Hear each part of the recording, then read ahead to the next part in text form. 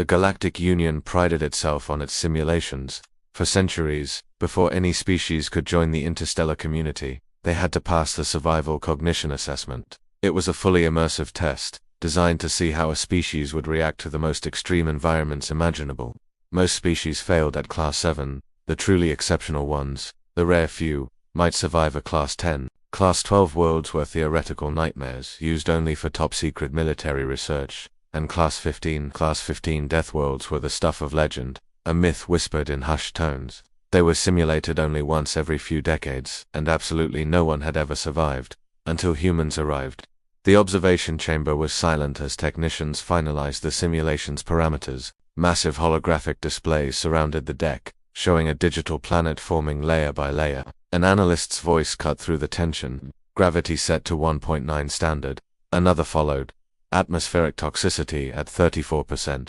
Native microbial lethality confirmed. The list went on. Tectonic instability enabled. Seismic events randomized. Predator density increased by 600%. A high counselor shifted uncomfortably. Remind me, why are we doing this again? The lead xenopsychologist adjusted her datapad. The human delegation insisted. They claimed Class 12 was, and I quote, basically a warm-up. On the central platform below, 12 human volunteers stood casually in their neural link suits. They joked, they stretched, and one of them was even chewing something. Are they eating? A counselor whispered, yes, an analyst replied, deadpan. They brought snacks.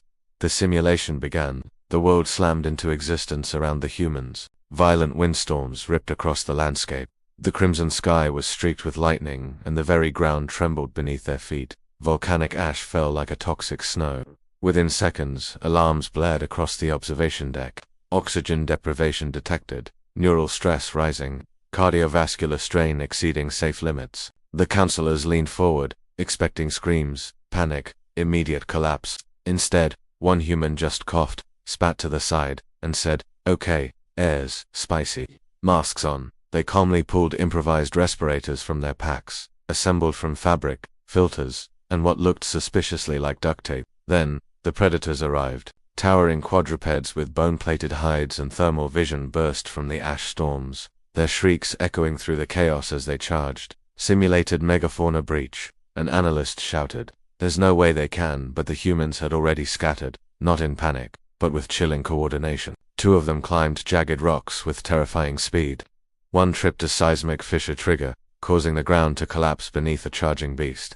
Another human yelled something incomprehensible and threw an explosive device he'd made from scavenged simulation components. The predator vanished in a plume of fire and debris. A moment of silence. Then a human laughed, breathing hard. Oh man, that one was new. The council stared, dumbfounded. Hours turned into a day, then two. The Class 15 world threw everything it had at them. Acid rainstorms, sudden gravity spikes, parasitic organisms that tried to hijack their neural pathways. The humans just adapted. They built shelters from predator bones. They mapped seismic patterns by listening to the ground. They weaponized the environment itself, luring monsters into lava flows and lightning storms. An analyst whispered to his colleague, "They're not just surviving, they're optimizing." At hour 36, something unprecedented happened. A human opened a direct communication channel. "Hey, quick question," he said, wiping simulated blood from his face. "Is this the hardest it gets?" The chamber erupted in noise. "Hardest it gets," a counselor repeated, his voice cracking. "Yeah," the human continued. "Don't get me wrong, it's rough, but it's kind of predictable, like the planet keeps trying to kill us in the same ways." Another human leaned into view. "Could you add like smarter predators? Or resource scarcity? Maybe whether that changes faster." The simulation technicians froze. Against every protocol ever written, the council agreed. The world changed. Predators started setting traps. Storms adapted to human movement. The ground itself tried to funnel them into kill zones. For the first time, the humans slowed. Several were injured, but instead of fear, they showed something else, pure excitement. "Oh, now we're talking," one shouted, bleeding and grinning. By hour 72, the adaptive AI gave up. The simulation stability was failing. The AI was overwhelmed. The Class 15 Deathworld collapsed into static, and the humans reappeared on the platform, sweaty, exhausted, and smiling. One raised a hand. "So, did we pass?" The chamber was utterly silent. Finally, the High Council speaker stood. "Humans," he said carefully. "No species has ever survived a Class 15. much less requested an escalation. A human shrugged. Guess we're built different. To be fair, our homeworld kind of trained us for this. The xenopsychologist looked down at her files, her eyes widening in horror as she read about Earth's gravity fluctuations, microbial omnipresence, extreme weather, and apex predators. What class is Earth rated? A counselor asked. The analyst hesitated. Unofficially, Class 12.